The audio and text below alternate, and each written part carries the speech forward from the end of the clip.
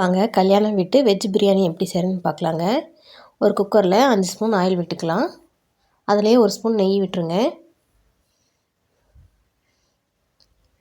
4 ஏலக்காய், பிரிஞ்சி இலை 1, ஸ்டார் பூ 1, பட்டை 2 துண்டு, லவங்கம் 4 போட்டுக்கலாங்க. போட்டு நல்லா பொரிஞ்சதும் பச்சை மிளகாய் 3, பெரிய வெங்காயம் 3 கட் பண்ணி போட்டுக்கலாம். 1.5 ஸ்பூன் இஞ்சி பூண்டு பேஸ்ட்டுங்க. வெங்காயம் வதங்கினதும் இஞ்சி பூண்டு பேஸ்ட்டு போட்டு பச்சை வாசனைலாம் போனதும் தக்காளி 3 தக்காளியை கட் பண்ணி போட்டுக்கோங்க. மஞ்சத்தூள் 1/2 ஸ்பூன், உப்பு தேவையான அளவு போட்டுக்கோங்க. காஷ்மீர் சில்லி பவுடர் இருந்துச்சுன்னா அதை ஒரு 1/2 ஸ்பூன் போட்டுக்கலாம். மிளகாய்த்தூள் 1 ஸ்பூனுங்க.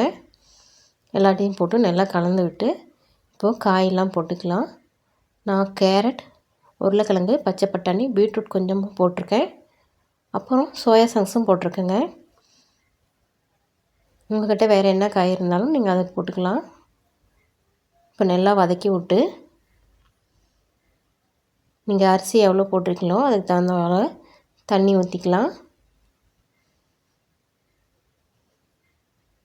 உப்பு காரம் செக் பண்ணிக்கோங்க. இப்போ அரிசி போட்டுக்கலாங்க. குக்கர் விசில் விட்டு ஒரு 3 விசில் விட்டு ஓப்பன் பண்ணிக்கலாம்.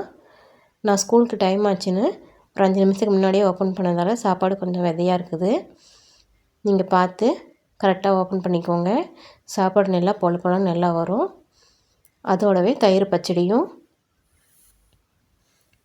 கல்யாணம் வீட்டு வாழைக்காய் வறுவல். டேஸ்ட்டு ரொம்பவே நல்லா வந்திருக்குங்க வெஜ் பிரியாணி. நீங்களும் இதே மாதிரி செஞ்சு பாருங்கள். டேஸ்ட்டு எப்படி வந்துருக்குன்னு சொல்லுங்கள். நம்ம சேனலை சப்ஸ்கிரைப் பண்ணி பெல் பட்டனை கிளிக் பண்ணுங்கள்.